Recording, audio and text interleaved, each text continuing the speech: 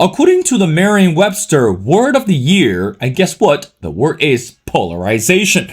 I guess we shouldn't be surprised that today that we're looking at not only this political polarization today, and also everyone is unsure about this economic situation. Looking ahead, how do we know that good things will happen in the year of 2025? And again, we're seeing this complication of the politics, and also we're seeing this intricacy of the economic and the trade agreement, especially within some of the countries. Now, here's a question we really need to think about. Despite all of the uncertainty and also despite all the unknown, then once in a while in life, and hopefully not too often, that we face crisis. And how should we respond to the uncertainty and also the crisis in life? And again, what does the Bible really say when we look at the answers or even the possible solutions?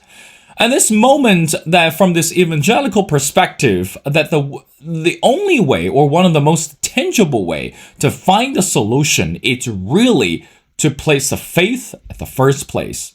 Well, how does that work? And how do we know that in the midst of the crisis that we're still able to find hope?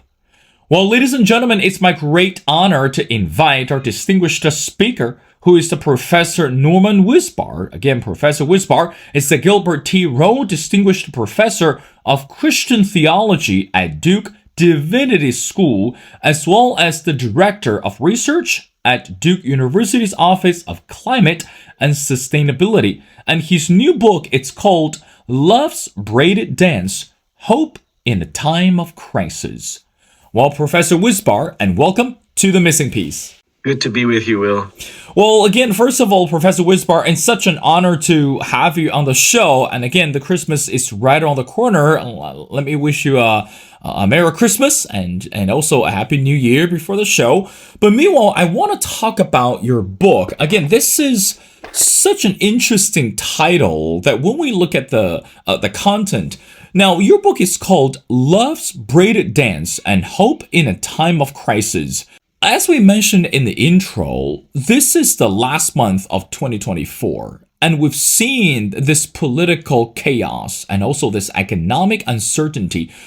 Professor, from your perspective, how can we find hope in a time of crisis? So in other words, are we looking for solutions, or we're looking for comfort, or even better yet, we're looking for something that can keep us going?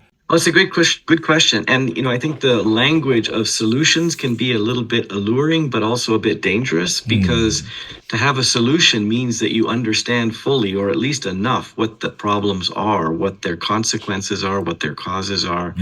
And I think in many instances, we just don't know that. So solutions, as important as they might be in certain sectors, they can be a little bit of a problem because they can tempt us to do things that maybe we shouldn't do because we didn't know enough, right? And we are full of a history in which all sorts of people claim to have solutions, and those proposed solutions created more trouble. And so I think we just need to be a little bit wary of that. And I think also just the larger context that your introduction was raising is that a lot of people are very concerned, especially younger people. They're very worried about their future. They see that it's not just polarization and inequality, it's climate change, it's the rising rates of despair and loneliness, right? These are all features of our contemporary time. And, the question that I often get asked when I talk about these things is, well, what gives you hope? And that question started to bother me because it made it sound as if hope is something that people have. It's sort of like a vaccine. And if you have the vaccine, you're going to be protected.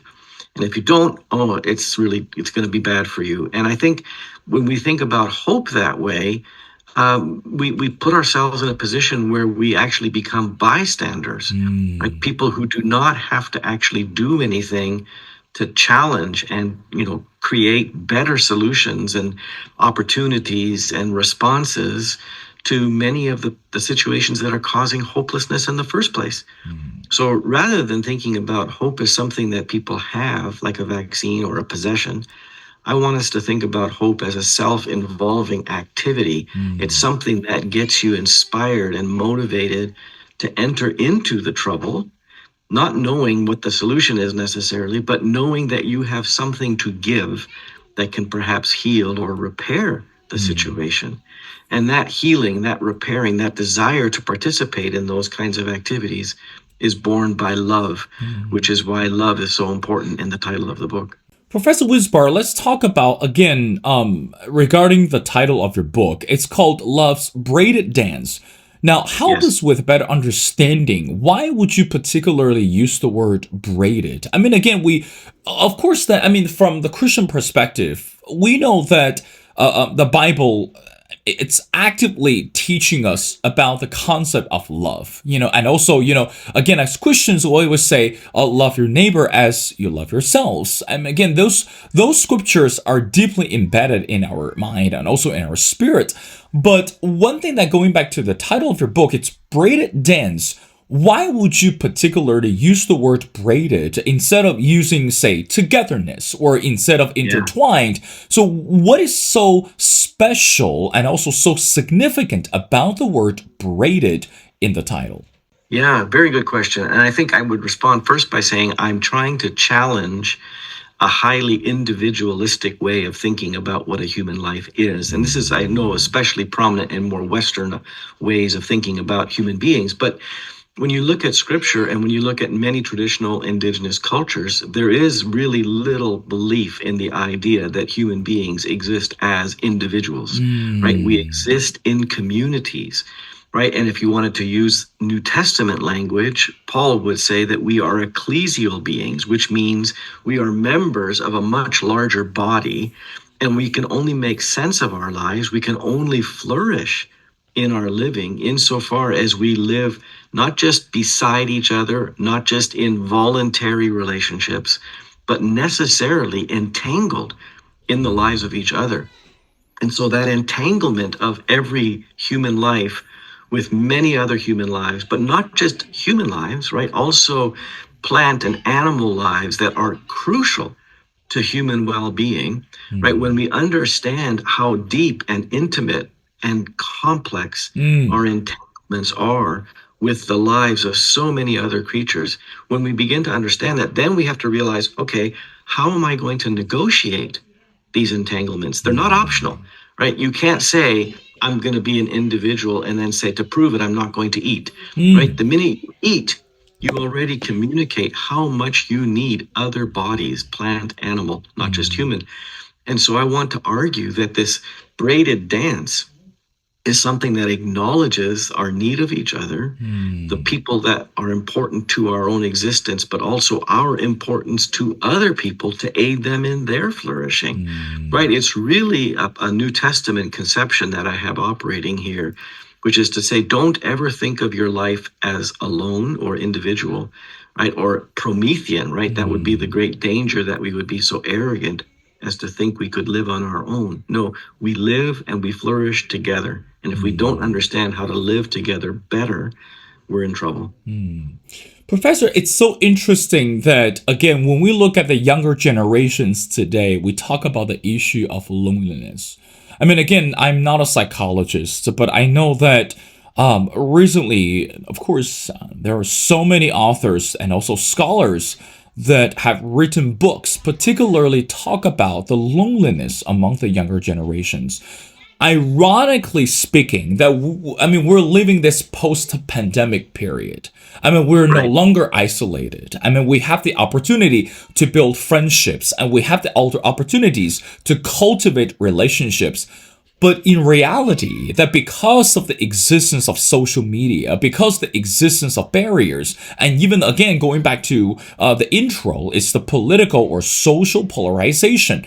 Younger Right. generations today are greatly suffering from loneliness or even facing the crisis of I guess we'll say seeking friendships with one another. So, Yeah. Professor, from your perspective, let's dive into a little bit further. What is happening today to the younger generations? And why do you think that from the theological perspective, that young people today, not only they are facing the issue of loneliness, and also even we talk about this traditional value of having families and building up relationship, just cultivate this positive atmosphere in the family, it's no longer a meaningful, it's no longer fulfilling to their lives. What's happening today, by the way? Yeah, it's a very complicated question to unpack, and I think I would start first of all by letting younger people know that it's not necessarily their fault that they're lonely. They have to understand that they're in a context which is economic, which is also infrastructure based, which is technology based, that aims to keep people isolated and alone. And that's very, very important. This is a strategy. So the great tragedy, you used the word irony earlier, is that social media, which are the promise of so much connectivity, it's not working because it's not enough for people to be stimulated, right? There's endless stimulation that you can have through social media and television and gaming and all sorts of things. But stimulation does not create real relationships. So in the book, I talk about the need for resonant relationships, not just contact relationships. And the key feature about resonance is that you feel that the presence of another and your relationship with them is transformative in your own being, or that you feel that you are nurtured in this relationship. Nobody feels nurtured when they get on Twitter or X, right? It's a rage machine is what it is. And so people come and they're connected in all sorts of ways, but they don't feel that their lives are better by those encounters. And it needs to be said that there's this sort of technological context that is driving so much of this isolation and loneliness, but it's also economic, right? Modern economic theory premised the idea that human beings don't need each other. They should rely on institutions like insurance companies or banks, right? Or even governments to provide for each other. And that means now that you have a situation in which the many economic practices that govern the lives of many people, right? You can now do all your shopping by just sitting on your couch and ordering online. You don't have to know a farmer. You don't have to know a baker. You don't have to have any of those relationships that would communicate to you that food is anything more than a product, that food can in fact be an expression of somebody else's love and care for you, for other creatures, for a land, a neighborhood. And it's also reflected, I think, in our infrastructure, right? Systems, housing these that are built so as to create separation, right? That even something like public transportation is much debated in this country because we have so little of it, or that towns are realizing they need to reinvigorate the idea of a common space, public spaces, where people can gather and just be in sort of serendipitous or spontaneous relationship with each other, right? So there's many, many factors that are contributing to the loneliness and isolation that many people feel. And it's important to be aware of that because that means you have to take now a very intentional stance with respect to technology, economic practices, and how you're going to build your home environment. Professor, it's interesting that you again brought into the topic of technology. I mean, again, we have to say that AI today has completely revolutionized our lives. I mean, again, you are a professor in a profound, one of the prestigious universities, and I'm sure that you encounter students, or perhaps you even encounter the AI production of students' work. Sure. But meanwhile, again, AI, it's everywhere. Now, here's the next question. Owing to the fact that we're continue seeing this evolution or this progress of artificial intelligence, or even this what we call technological advancement, right, how do we understand the word transparency and also honesty that when we are approaching relationships? I mean, again, like I mentioned before, your book centered on the concept of love. And again, that's not only the love from Christ to the people, right, but also the love with one another. So how should we measure, or how should we understand this? I guess the concept is integrity, honesty, and transparency when we are talking about relationship today. So in other words, how much do you believe, Professor, that technology is helping us to be more transparent, to be more honest, or the technology today or AI has become a major hurdle for us to be honest or to be transparent or even to willing to shoulder the consequences of dishonesty. What do you say to that? Oh yeah, my, there's that very many things to say about that. And so just briefly, I remember about a year or so ago, I was on a panel with a computer scientist from the University of Chicago, and we were discussing whether or not the human being becomes obsolete in the world of AI. And the room was full of young computer science students, and they were very anxious about this. And during the question and answer period, one of the students raised the question, when are we going to have to give rights to computers or to programs or to algorithms or so forth? And the computer scientist said, wait a minute, you have to understand that behind all of those algorithms, there's nobody there. There's no person. Right? All you've got are bits of data that through machine learning are really good at making, well, mostly good at making predictions about what the next sequence of data bits will be. But there's no person there. But we get fooled into thinking that there can be a person, so much so that we have companies now suggesting that when you have elderly people, we'll just give them an AI buddy who will say consoling things from time to time.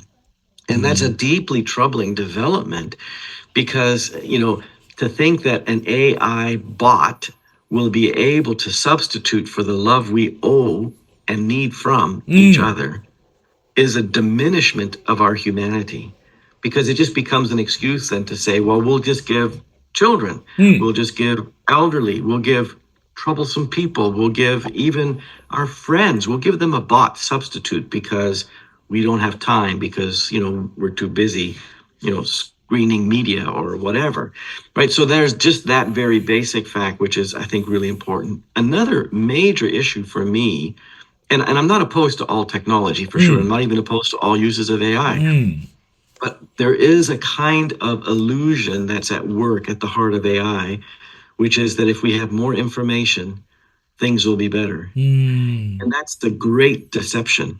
That's not to say we shouldn't be trying to get more information, but information never solves the problem, right? We have more information today than anybody in the history of humanity has ever had. And yet we're facing the worst crises that humanity has ever faced in the midst of all of that information. So we're fooling ourselves if we think that just adding more data is going to be helpful, right? From a philosophical point of view, there's an important difference to be made between information, knowledge, and wisdom. And data operates only at the level of information, not even knowledge, because as we know, in the AI world, there's so much possibility for misinformation, disinformation. So we have to even figure out what knowledge is, let alone wisdom, which is the ability for us to know what is the right thing to do, what is the good thing to do, what is the beautiful thing to do. And the more we think that AI can be a substitute for the hard work of figuring out wisdom, we actually, again, deprive humanity of this very, very important skill, which is to learn how to live beautifully with each other or in loving ways with each other. And I don't think chatbots are going to help us do that. Well, Professor Wirzba, I got two more questions before letting you go. Now, let's talk about another significant human aspect. It's what we called empathy or sympathy towards one another. I mean, again, throughout the Bible, that we've seen the examples that how Jesus has shown compassion and love to the imperfect people. I mean, again, I remember that when I was in Sunday school or when I was involved in the youth ministry, that it was reminded over and over again that God was not looking for perfect people. He was looking for imperfect ones to become perfect. I mean, again, it sounds cliche, but in reality, this is the principle that we live by every day. So coming back to the concept, in the midst of the competition between human beings and artificial intelligence or technology, sympathy or empathy are something that machines are not there yet. So from your perspective, Professor, how important it is that we need to teach the youth or even the younger generations regarding the concept of deep sympathy and also this concept of being empathetic to one another. I mean, we know that we're living in this imperfect world and people are hurt, from this economic level or from this political level. But we need to stop seeing the polarization. It's time for us to move forward by unification or by seeking the possible way to bring Yeah. people together. So from your Yeah. perspective, how do we get that? Or how do we get there to continue to show the importance and also the indispensable element of sympathy and empathy to one another? Your thoughts? Yeah, yeah. Really good question. And I think I would start by saying that everybody who tries to be sympathetic to another person realize that it takes time, because to get to be in a position where you understand somebody else's trouble and can identify with them, that takes time. And the problem with so much of technological advancement is the erasure of time. And what I mean by that is we want technologies that give us a friction-free world. We want technologies that will always make life easier for us, faster for us, right? So now we grow impatient, right? And if we don't get our information that we want immediately, or if when somebody is selling, like if I get on Amazon and order something, if it's not delivered the next day, I'm upset because I now think the world has to be endlessly available, instantaneously and cheaply, conveniently.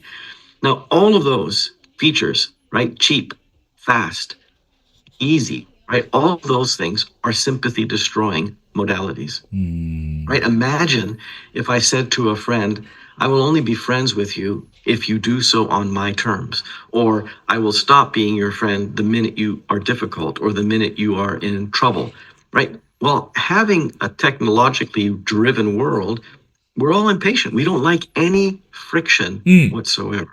So we have to acknowledge, first of all, that that's what technology is doing to us. Even though I might say I want to be sympathetic, the very fact that I'm working through laptops and cell phones means I expect the world to be at my fingertips right away. So we have to acknowledge that. That's really important. And then secondly, I think we need to recognize that technology in and of itself, right, is no longer just a tool, right? It's changed the way we think about the world. It has changed the way we think about ourselves, right? I mentioned briefly that we think of the world as endlessly available. Well, that means that we can now instrumentalize every place, every creature, every person. And the minute that you or I feel ourselves to be at the end of an instrumentalizing relationship, we know that the person who has the control does not have my best interests at heart. They have their own interests at heart. And so again, in that kind of a context, something like sympathy for others is going to be very, very difficult. And then the third thing I'll say is that sympathy depends upon us moving more deeply into what I call the interior life of other persons, right? There's a surface appearance that all of us have because we are available to be seen, to be monitored, right? Surveillance culture is becoming a major concern for a lot of people. And we can track movements of each other. But what's going on inside, right? This is very hard for us to be able to articulate using something like a surveillance camera. And we know that just by thinking about the history of the Soviet Union, which was a surveillance state, the writers, the poets who talked about having to keep this interior life secret because there was always the danger that the authorities would find this out. My worry is that when we enter into, well, we already are in a surveillance culture, we're going to be much more hesitant to open up this interior to another because of the fear of what someone can do once they tap into that interior dimension that all of us have and that all of us need to cultivate, right? Because if I want to be a good friend to you, I have to make time for you, but I also need to make time for me to analyze within myself what it is that is making me want to either be friendly or walk away, to be frustrated or to be loving, right? Those are all interior dimensions that need to be worked on. And my worry would be that AI might say, you don't have to do that anymore. Well, again, that is very concerning indeed for all of us. Well, Professor, I want to ask you the last question. Again, going back to your book, the book is entitled Love's Braided Dance, Hope in a Time of Crisis. Well, so Professor Wisbar, from your perspective, let's just say for anyone that who are still being positive and hopeful as we step into the new year, and again, we don't know what will happen in the year of 2025, but that doesn't mean that we're gonna bring ourselves to the new year with the negativity and also uncertainty. So, what would you expect the readers to appreciate and understand when the person or when we finish reading the last chapter of this book? So going back to the point, how should we or how can we still be hopeful and positive even though we know that life is full of obstacles and Yeah. trials and tribulations? What can we do? Your final thoughts. Yeah. I think I would start by saying I hope that people will realize that there's a major difference between hope and optimism. Hmm. Optimism says things are going to be all right. Somehow, we don't know when, we don't know why, but they will be okay. And I resist that notion very, very much because optimism is a status quo concept. It means Hmm. that the systems, the structures that we are in, yeah, there's some trouble along the way, but they're sound and they will eventually produce the good that we want. Hmm. That's a mistake because a lot of people look at the systems and structures say that's the cause of our hopelessness. So I don't want to support optimism, but I do say that people can be hopeful. And the difference is that hope does not assume that things right now are good. It Hmm. does not assume to be able to predict the future, to say it's all going to be okay. We don't know that, right? That's just being honest with ourselves and with each other. So, what hope says is rather than let's predict the future or let's just assume everything's going to be okay, hope says, what do you love? Hmm. Right? What do you love? What do you cherish? And what can you do to nurture and protect what you love, what you cherish? Right? So, in my mind right now, I'm thinking very much about my children and my grandchild Hmm. because I'm thinking about their future. And my love for them requires me to try to work for a world in which they themselves will say, this is a good place for me to invest my time, my energy, my skill, because they now see that the world, our communities, our neighborhoods, fellow people are worthy of our love. They're worthy of our care and protection. Hmm. So hope is that ability animated by love to get off the couch to work for a better world. That doesn't mean that the hope resides in us or is inspired by us. It's inspired by the love of God in the world that we are responding to when we love it back. And of course, as we get ready for Christmas and also the New Year, it's a good reminder that remind all the believers and also the non-believers that, going back to the scripture, it's John 3:16 that God for God so loved the world that he gave his forgotten son. Again, whoever believe in him shall not perish but have everlasting life. And I think this it will be continue to be a guiding principle and also to understand this unconditional love of Jesus Christ. Well, again, ladies and gentlemen, it's such an honor to speak to Professor Norman Wisbar. Again, Professor Wisbar is the Gilbert T. Rowe Distinguished Professor of Christian Theology at Duke Divinity School, as well as the Director of Research at Duke University's Office of Climate and Sustainability. Well, Professor Wisbar, thank you so much for your time. And again, it's been a pleasure. And I strongly encourage everyone to go online to check out his new book, which is called Love's Braided Dance, Hope in a Time of Crisis. And we love to have you back on the show, Professor, for future episodes. And meanwhile, again, as we mentioned before, Merry Christmas and Happy New Year to you and to your amazing family. Thank you so much, Will. It was good to be with you.